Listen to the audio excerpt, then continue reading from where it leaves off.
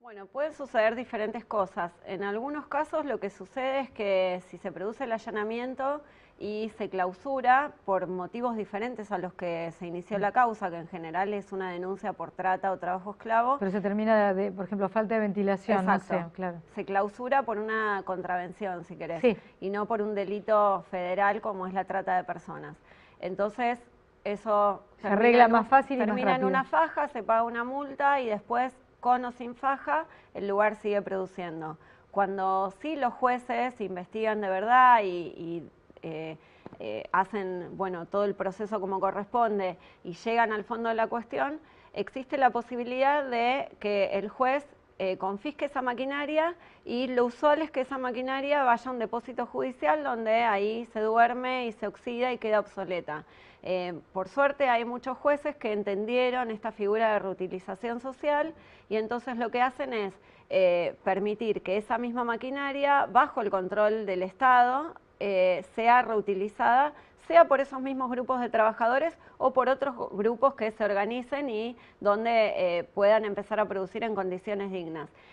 Por ejemplo, luego del incendio del año 2006, el de la calle Luis Viale en la Ciudad de Buenos Aires, se generó una mayor difusión de esta problemática y se comprometió el gobierno de aquel entonces de la Ciudad de Buenos Aires en generar un espacio adecuado y con el control del Estado. En ese momento se logró que tanto el gobierno de la ciudad de aquel momento como el gobierno nacional generaran lo que hoy se conoce como el Centro Demostrativo Indumentario, Polo Textil de Barracas, como a nosotros nos gusta más llamarlo, y hoy trabajan 9 unidades productivas.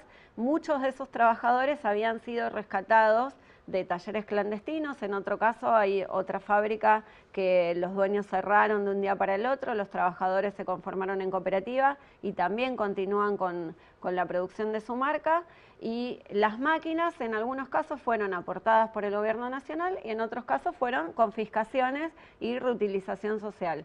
El único punto flojo que tiene todo este procedimiento tiene que ver con la vivienda, porque como decíamos hace un rato, en muchos casos los trabajadores viven en el mismo lugar donde trabajan. Entonces, si ese lugar se cierra definitivamente, los trabajadores van a tener un lugar para trabajar, pero no van a tener la vivienda. Entonces, es un tema que todavía estamos viendo cómo se va resolviendo. De hecho, estamos conversando con diferentes organismos del gobierno de la ciudad, desde la Alameda, y también junto a otras cooperativas que conformamos una federación para ver qué posibilidades hay de acceso a una vivienda con algunos valores diferenciales o que el propio gobierno de la ciudad les salga de garante para que puedan alquilar al menos entre varios una vivienda. Bueno, diferentes alternativas que no queden en una cuestión asistencialista. Justamente